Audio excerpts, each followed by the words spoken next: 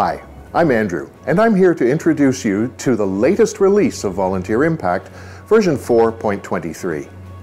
I'll go over the whole upgrade in more detail, but let's start with some highlights. Administrators can now generate links for the volunteer login page and time clock that contain their organization's branding settings. Other enhancements include tooltips have been enhanced for menu options under Organization Settings. New tips have been added and enhanced with images, videos, and explanatory narrations. Administrators can now log hours directly from the list of assignments, either one at a time or in bulk. Take a quick peek at the number of results that would be retrieved by a pinned search. Profile management options have been united under one menu corresponding to that module. Easily see which feedback fields will appear on your dashboard. Administrators can now update their signature while sending an email, eliminating the need to cancel the current task and return to their profile to do so. Stronger password rules and other security features, and a number of other tweaks as suggested by all of you. Let's have a more detailed look at the new features and enhancements you'll find in this release. Administrators can now generate links for the volunteer login page and time clock that contain their organization's branding settings if branding has been configured.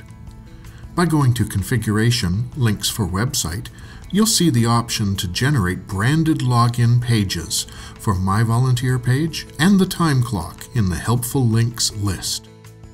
Logging out of those sites will return the volunteer to the branded login page. You can add the URL to your website or provide it to your volunteers and suggest that they save it or bookmark it for future use. Under Configuration Organization Settings, you'll now see a greater variety of tooltips to assist you in configuring various organization level settings. New tips have been added and also enhanced with images, videos, and explanatory narrations. Check them out by clicking on the info icon beside an option. If the administrator has permission to log hours, it can now be done in even more ways.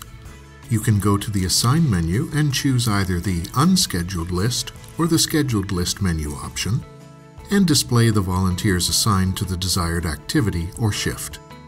From there, it's a simple matter to select the Log Hours option for either one assignment or for multiple volunteer assignments. For unscheduled or seasonal activities, the date and number of hours will need to be entered manually.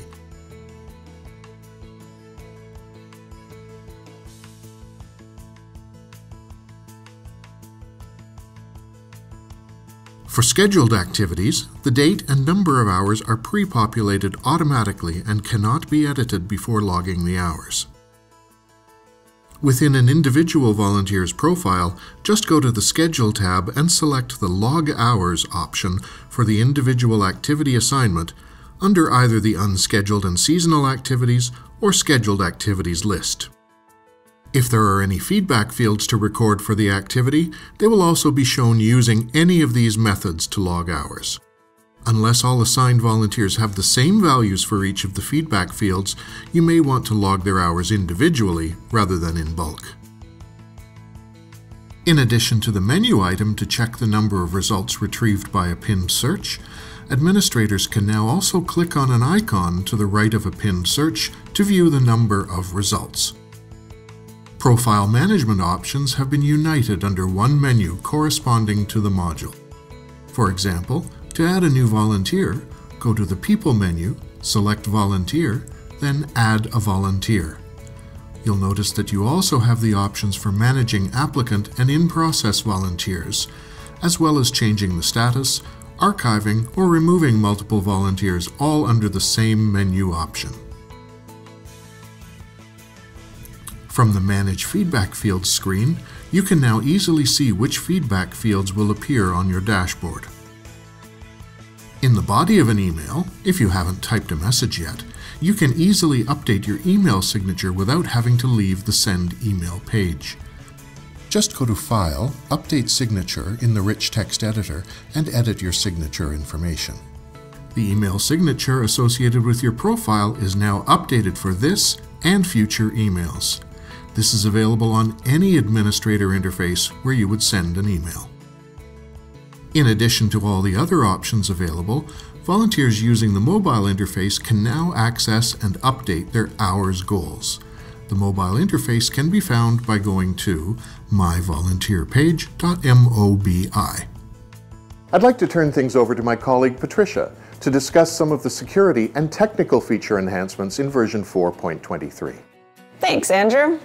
A timeout warning now also applies to the volunteer interface. This includes myvolunteerpage.com, myvolunteerpage.mobi, and the application process.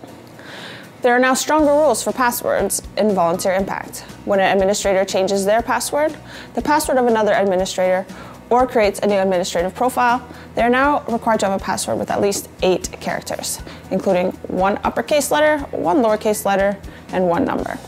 When you go to some websites, you may notice that there's a padlock displayed beside the URL for the website.